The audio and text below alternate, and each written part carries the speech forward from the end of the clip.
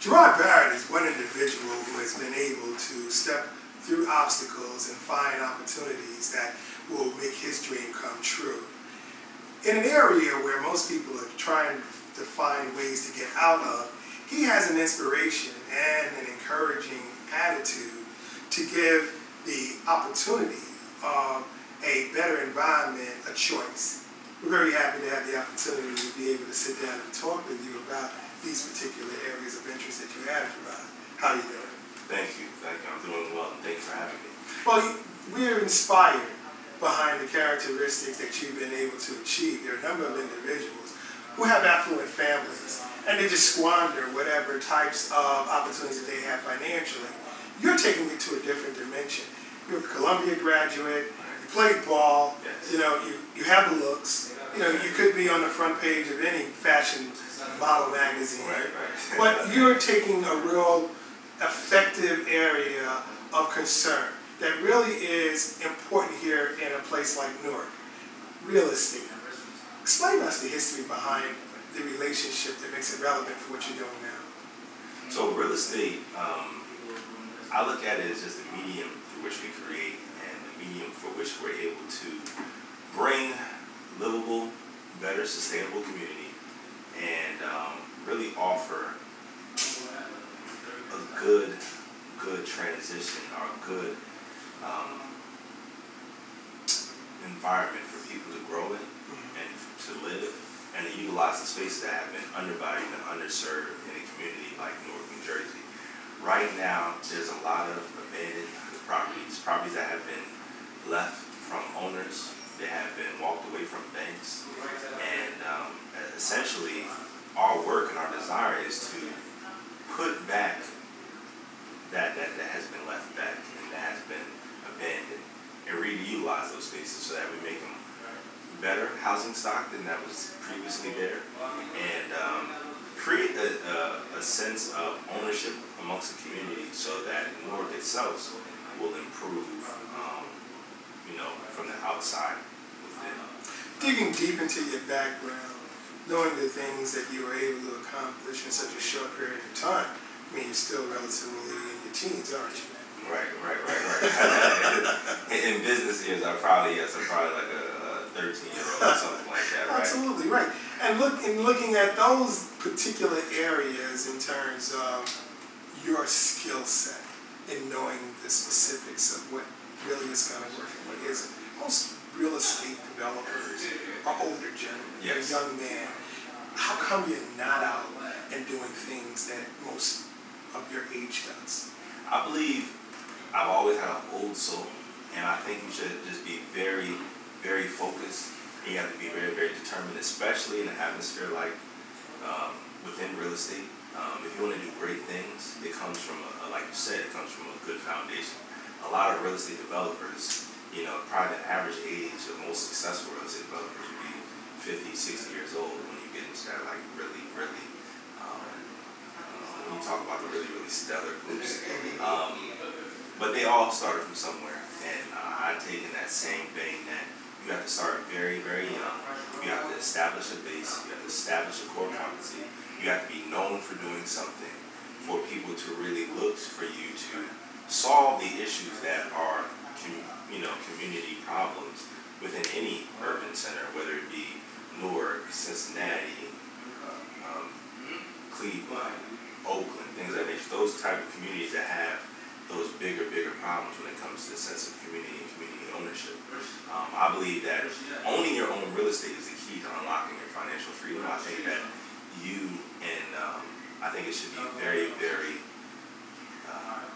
perpetuated throughout our community that the families really need to focus on that, owning where they live, being good steward of where they live, and being able to pass down something from generation to generation will very, very help us tremendously as a community. When you talk about a strong foundation, looking at how you were able to get into this particular area of influence, you have a very strong and successful background in your family that has given you, I would say, a level to catapult to this plateau that you're really on. Right. Share with us exactly how that transition occurred. So, speaking from historically from my grandfather's standpoint, yeah, he was a man who had a 4th grade education, was able to put 3 of his kids through college, support a family, and give them some form of foundation. But he believed in that forward-letter word, hard work. Hard work for him was a good time. On vacation he would work. On 6-7 days a week he believed in working. He liked to build homes and do framing and carpentry work and things of that nature. So that was able to pass down to me and my brother and the generation to come after us, that hard work is the key. And as long as you aren't afraid of that, you can achieve anything as long as you believe, but you have to be willing to put the work in. Are you single, married? What's going on? I am single. Okay. Children? No children? I have no children. Okay. So now you're really open to a lot of activities in terms of that hard work. Right. What kind of projects are you working on currently? Well, currently we have a wonderful project going on in the West Ward of Newark. I live in the West Ward. Oh, nice. So you're probably familiar with this building. It was historically a hospital for women and children. It's 27,000 square feet, corner piece, built in 1881. And what we're doing is totally repurposing the building. It went from being, like I said, a hospital for women and children, to being a rooming house, to being a church, to then being vacant for years. We bought it and now have done all the excavation work. We're getting ready to open and do 23 residential units and a ground floor of retail on the bottom floor. Totally transforming that block and that community, because we're going to put so many viable housing units back in that neighborhood. The style and the level of craftsmanship won't be the norm for that location. But when we put it there, it's going to have a big, big impact, I believe. We're going to be able to draw in on and really, give that ward a strong boost. Yeah, it really helps in terms of hearing that there are entrepreneurs that are going to be involved with coming up with concepts that are going to be drawing more people to the community. Because, as I stated earlier, people are leaving, and if you're just tuning in, you're here with me and Gerard Barrett, who has accomplished a level of real estate development here in Newark, New Jersey. You have other developments that are also going on? Yes. So we have a couple mid-rise buildings in East Orange we're working on. We just completed a single-family renovation in Maplewood, New Jersey. And those are some of our projects to boost right now. We are currently also working on one in the Central Ward, one maybe 4 blocks from this office downtown, not too far from the Prudential project, where we're doing another row home that is about 3,000 square feet, but beautiful, great brick building, and we're going to make it something very, very special. It had been abandoned for about 3 years, and centrally located very downtown. As soon as we saw it, my eyes went off and just lit up, because I love that freestanding space that I can just create and imagine the type of business that will go there, the type of tenants that will live in the building. I just love it. So right now they're actually doing work over there as we speak, and creating something very, very lovely. When you look at the idea of being able to identify with projects that will give you the inspiration to see it through, the opportunity as it exists still has a bit of dynamics to it. Can you just go and pick anything you want and decide that you're going to develop it, or is there a level of influence that has to be met in order for those opportunities to exist?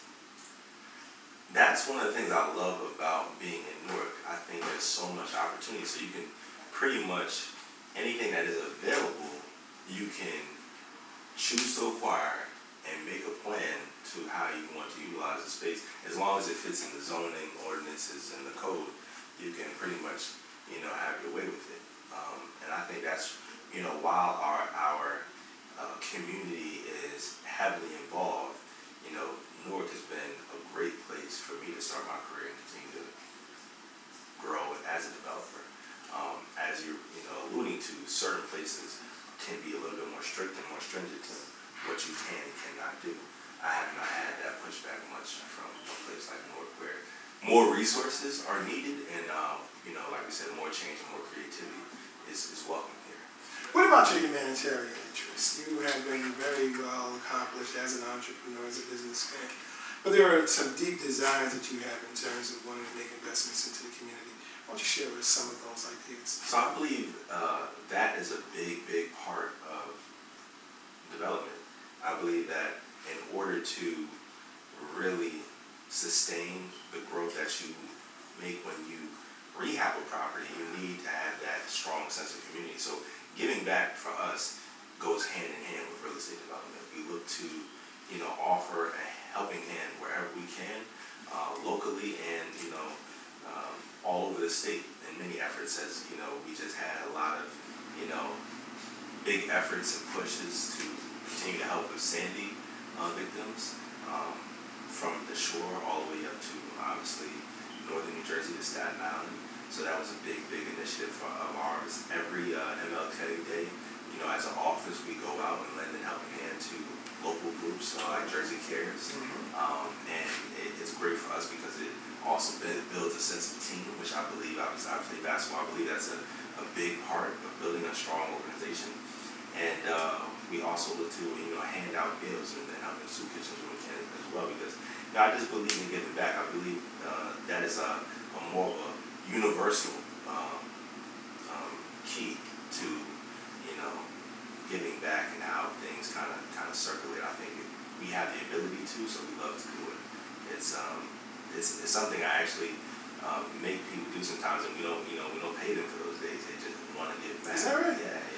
But in terms of your business empire, right? How is it structured? How many people are you actually employing? So currently we have 6 employees full time. We have a team of about an additional 3 maintenance men and property managers that are just out in the field. And right now we're currently growing staff. I also have a baby. I like to call a baby that was just born. We're doing an online media company for real estate where we look to canvas and really broadcast, different types of real estate design, different projects that are coming up, do-it-yourself projects, local trends in the marketplace, and we look to promote that brand and continue to give the look and feel around real estate, a home and a location.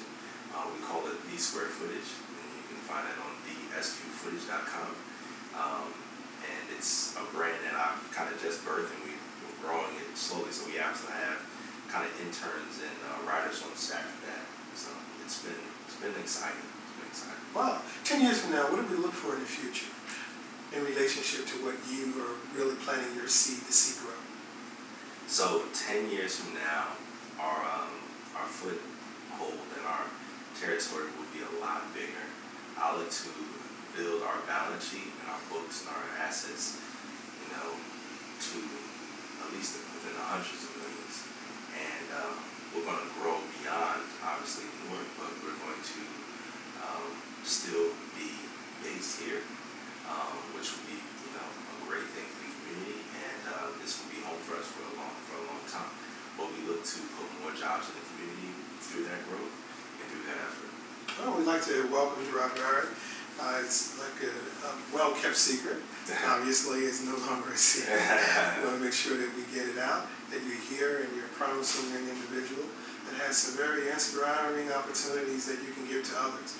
We're very happy that you're here with being